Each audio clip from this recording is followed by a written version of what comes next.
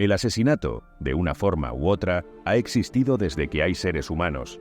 Sin embargo, la interpretación moderna del hábil asesino sigiloso que elimina a personas importantes por razones políticas y éticas puede remontarse en el tiempo casi 1000 años atrás, a una secta histórica conocida como la Orden de Asesinos. Esta organización era liderada por un misterioso individuo conocido como el Viejo de la Montaña. La Orden de los Asesinos se hizo famosa por eliminar a algunas de las personas más poderosas del planeta con aparente facilidad.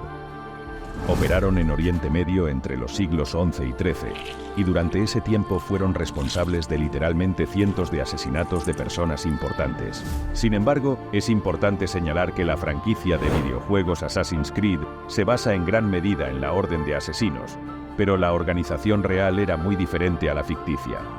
Los asesinos reales no eran una especie de fuerza de paz global que buscaba mejorar la suerte de la humanidad a través del asesinato de alto perfil.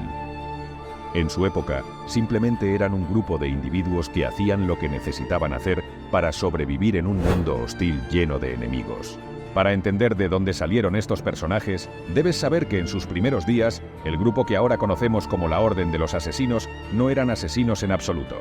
Eran devotos seguidores de una nueva rama religiosa del Islam que surgió a finales del siglo XI tras una crisis de sucesión en el Califato Fatimí. Esta poderosa dinastía musulmana ismaelita gobernó extensas regiones del norte de África y Oriente Medio al final del segundo milenio. La sede del califato se encontraba en Egipto, específicamente en El Cairo, donde se desencadenó la disputa sucesoria entre dos príncipes, Nizar contra su hermano menor, Al-Mustalib. Después de una breve lucha por el poder, Nizar fue ejecutado y sus seguidores se vieron forzados a huir hacia el este, a Persia, en la actual Irán. Fue en Persia donde establecieron una nueva corriente del Islam, conocida como Ismailismo Nizari, bajo la guía de un misionero carismático llamado Hassan I Sabbah. Sin embargo, la vida no fue fácil para los seguidores de esta nueva doctrina.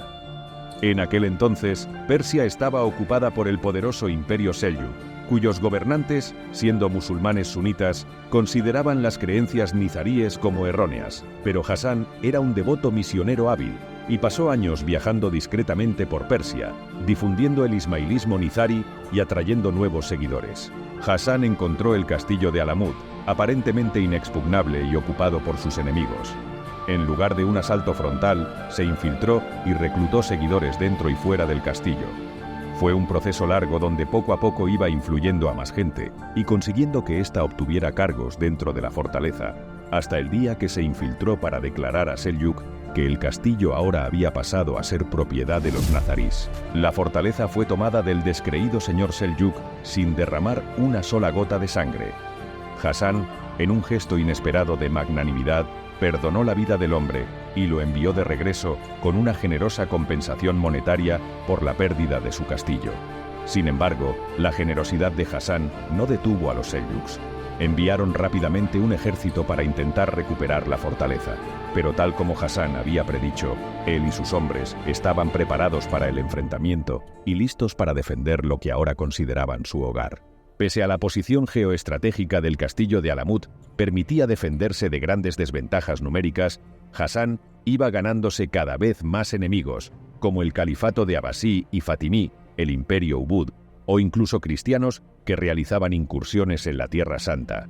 Una vez más, el líder nizarí se enfrentó a un desafío aparentemente imposible: cómo defender su débil mini-estado militarmente ante las fuerzas mucho mayores de su creciente lista de enemigos. La respuesta, como se habrán imaginado, consistiría en crear la Orden de los Asesinos. Comenzó a entrenar para la guerra a sus seguidores más valientes y competentes de una manera que el mundo nunca había presenciado.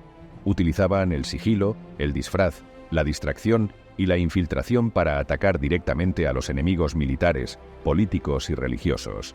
Era una estrategia ingeniosa, ya que atacar a los líderes enemigos, incluso con una fuerza abrumadora, ponía un blanco gigante a sus propias espaldas.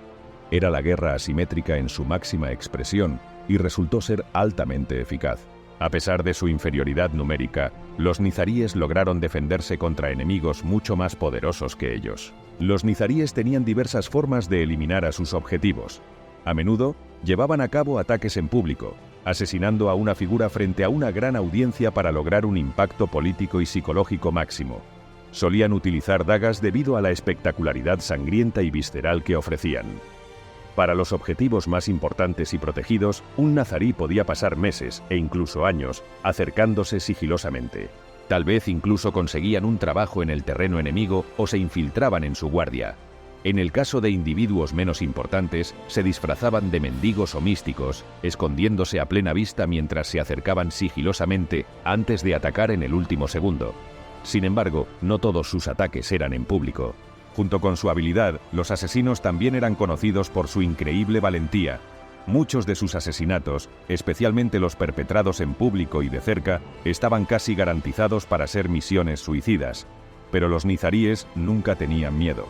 Según cuenta Marco Polo, esto era debido porque cuando iniciaban en la orden, se les hacía tomar hachís y los llevaban a los inmensos jardines del castillo de Alamut, donde había banquetes, vino y muchas mujeres. Después de que pasasen la noche allí, se les convencía de que ese era el paraíso a donde irían si morían en combate para las misiones nizaríes. Curiosamente, esta droga era la razón por la que ahora tenemos la palabra asesino, que es un anglicismo de la palabra árabe hashashin, que significa usuario de hachís. Hassan forjó a sus seguidores en una amenaza invisible, cuya sombra se cernió sobre Oriente Medio durante casi 200 años. Llegaron a ser tan temidos que era común que sus enemigos usaran cota de malla bajo sus ropas y se rodearan de guardias día y noche. No es que eso ayudara mucho cuando los asesinos fijaban su objetivo, ya que la mayoría de las veces terminaban muertos. Se calcula que durante la época de los asesinos, más de 200 líderes mundiales, como reyes o emperadores, fueron asesinados.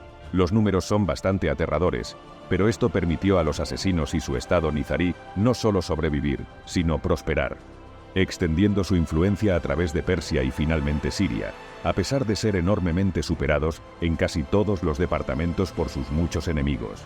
Pero como todas las cosas, los asesinos deben llegar a su fin, y para la orden de asesinos, ese final llegó bastante abruptamente con la llegada de la horda mongola, que arrasó Asia Occidental a mediados del siglo XIII. Con los mongoles, el estado nizarí se enfrentó a un enemigo que era simplemente demasiado grande y poderoso para ser intimidado.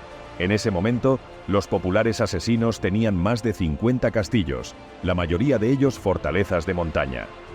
Sin embargo, después de algunas pérdidas tempranas y la captura de su líder, cada uno de ellos fue forzado a rendirse. El castillo de Alamut fue uno de los últimos en hacerlo, en 1256, y con eso, el estado nizarí estaba casi extinto. Aunque la influencia política nizarí permaneció en la región durante siglos y nunca desapareció por completo.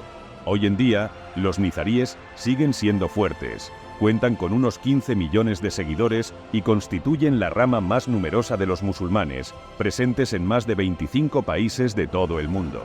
No hace falta decir que las cosas han cambiado mucho desde los días de los asesinos, pero el legado de aquellos tiempos más brutales perdura. Si te gustan este tipo de historias, entonces debes averiguar por qué el enemigo más temido de la Segunda Guerra Mundial no era humano. Recuerda darle like y suscribirte.